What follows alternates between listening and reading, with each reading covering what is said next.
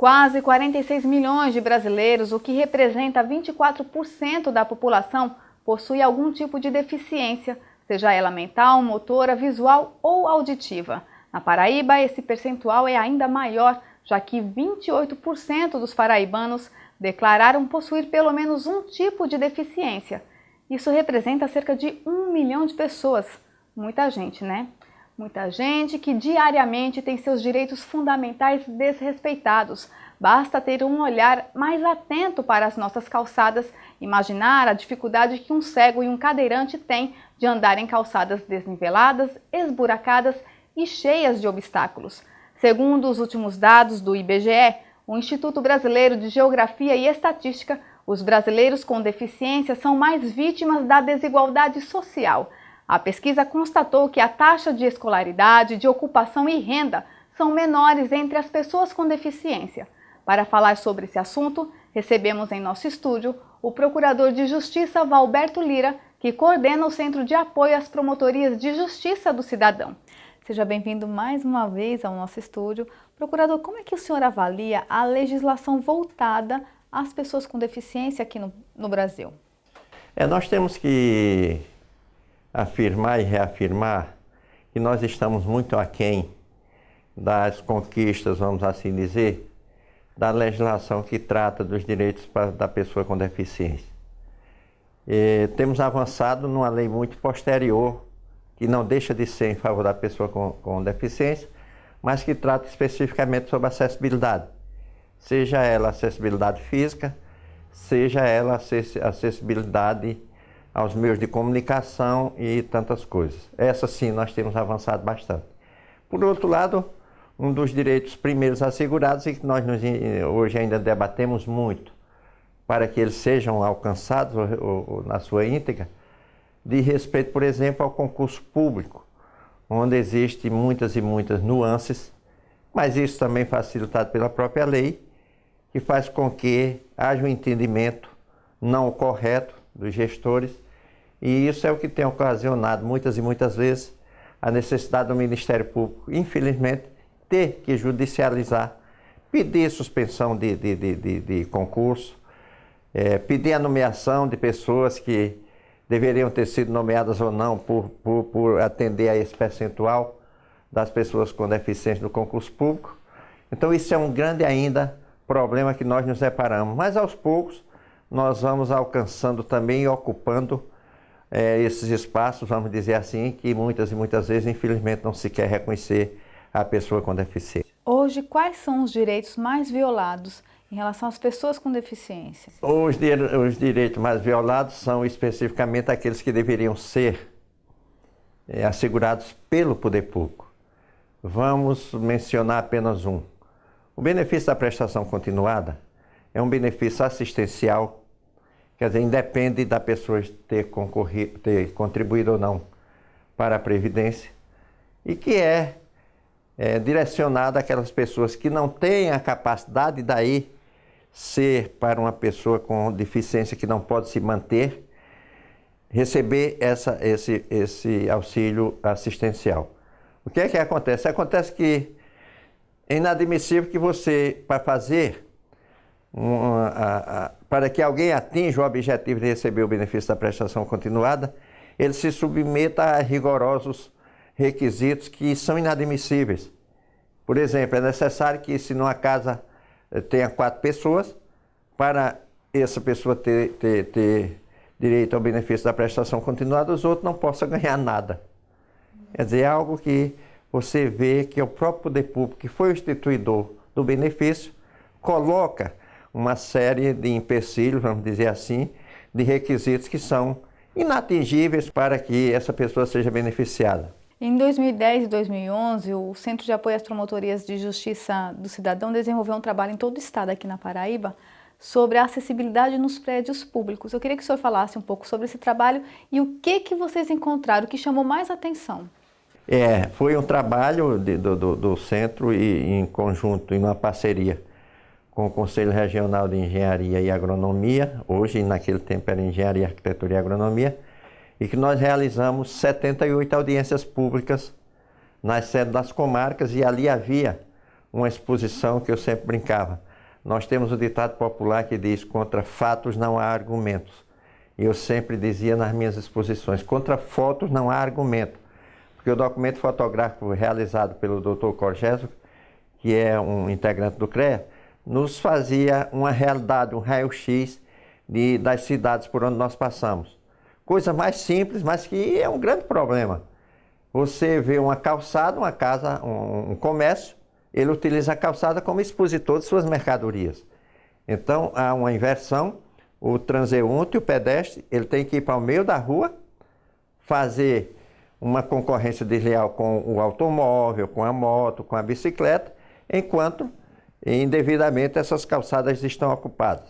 E temos outra situação também que nós nos deparamos muito. Uma praça bem bonita, feita pela prefeitura, mas se tivesse alguém com a mobilidade reduzida, e aí não só a pessoa com deficiência, o usuário de cadeira de roda, o usuário de muleta, mas até os idosos com a dificuldade de locomoção, uma mãe com carrinho de bebê, reduzida, né? Uma mãe com carrinho de bebê, ela não pode ir para uma praça. Por quê?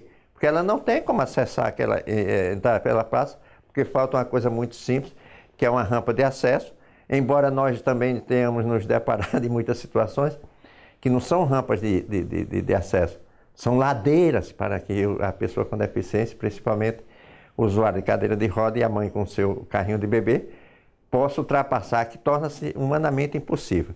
Então são pequenas coisas, e agora é bom registrar que nós vamos voltar com maior ênfase, agora nos anos de 2014, se Deus quiser, com um foco especial para que nós possamos voltar a mostrar às pessoas a necessidade dessa acessibilidade, dessa quebra de barreiras arquitetônicas. Porque as ações em prol dos idosos, embora ela não vá parar nunca, mas nós já tivemos um projeto executando durante estes 2 últimos anos. Atender às normas técnicas e construir obras acessíveis é muito caro? Será que o entrave é financeiro? Não, muito pelo contrário. Existe pesquisa nesse sentido, documento nesse sentido, inclusive da própria Federação dos Sindicatos da Indústria da Construção Civil. As normas para que os custos de uma obra com acessibilidade, ele representa 0,001% da obra. É quase que inexistente. Infelizmente existe essa nossa cultura de nós sempre termos assim aquela finalidade e aquele pensamento da gente. Não vamos fazer que depois se ajeita e essas coisas.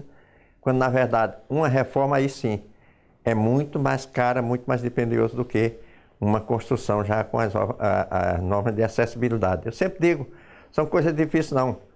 Existe hoje, já em fase de revisão, uma norma da ABNT, a NBR 9050, que a última revisão foi em 2004. Eu sempre digo, é a Bíblia da acessibilidade, lá está previsto tudo. E o arquiteto que não se debruçar sobre aquela normatização quando da confecção do seu projeto, ou engenheiro, simplesmente ele é alguém já ultrapassado no tempo e no espaço, não tem a menor dúvida disso. Nós já temos alguns resultados dessa intervenção do Ministério Público? Temos sim, graças a Deus, poucos, mas temos, né? Nós tivemos hoje um processo de adaptação de várias escolas, inclusive particulares, por conta de termos de ajustamento de condutas que foram assinadas. É bom que se frise também que naquele momento anterior, há 2 anos atrás, nós buscamos o Conselho Estadual de Educação para firmarmos uma parceria com foco para a rede de ensino, no sentido de que tem uma resolução e está dito lá do próprio Conselho que não será autorizado e nem concedido a prorrogação daquela autorização, a nova autorização de funcionamento da escola, se ela não atender às normas de acessibilidade. Infelizmente estava acontecendo isso sem que efetivamente nós tivéssemos a constatação de que as normas de acessibilidade estavam sendo obedecidas. Mas agora já mudou um pouco esse pensamento e como temos um projeto agora intersetorial do Centro de Apoio da Cidadania, da Infância e da Juventude e da Educação, para nós termos um foco para garantir acessibilidade nas escolas em todo o estado da Paraíba, esperamos alcançar o percentual de 20% no próximo ano, nós vamos ter que chamar para uma discussão mais aprofundada a Secretaria de Educação do Estado, as Secretarias Municipais de Educação e também os órgãos técnicos, a SUPLAN, a COTES, que é quem cuida das obras da área da educação no estado da Paraíba. Para finalizar, eu queria que o senhor falasse quais os projetos para o ano que vem, né, do CAOP, do Centro de Apoio às Promotorias do Cidadão, além desse da acessibilidade na escola. Nós temos, além da acessibilidade na escola, temos também esse intersetorialidade com o Centro de Apoio da Saúde, que diz acessibilidade aos prédios onde funcionam as unidades de saúde, seja o posto de saúde, hospital, ou hoje é chamada as unidades básicas de saúde.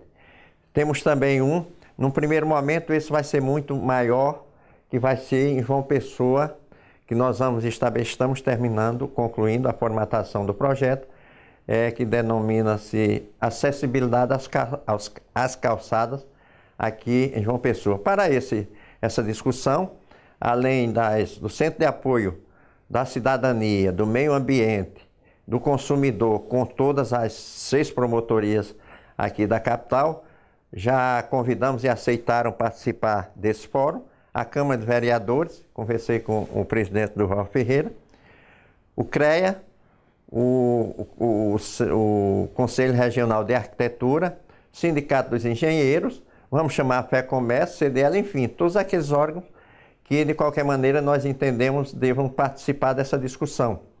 Não podemos deixar só a cargo do Ministério Público essas ações. Quem deve cuidar dessas ações, efetivamente, é a sociedade civil. E, através desse fórum, nós queremos dizer à sociedade que ela deve se empoderar dessas suas atribuições. E o Ministério Público será um mero coadjuvante, que não é possível nem admissível que todas as vezes que nós queiramos uma calçada desocupada, em qualquer avenida, o promotor de justiça tenha que chamar o órgão público para cuidar daquilo. Não, temos outras ações. Vamos estabelecer esse fórum e esse próprio fórum vai ter um instrumento e também digamos assim, a formação de comissões para verificação dessas situações para que nós possamos, sim, o Ministério Público não esquecer da participação sua nesse fórum, mas efetivamente de ter outras ações mais incisivas e mais abrangentes. Ok, muito obrigada pela sua participação. Eu é que agradeço mais uma vez e estamos sempre à disposição. O MPTV termina aqui. Outras informações sobre a atuação do Ministério Público Paraibano você encontra no portal www.mppb.mp.br. Até o próximo programa.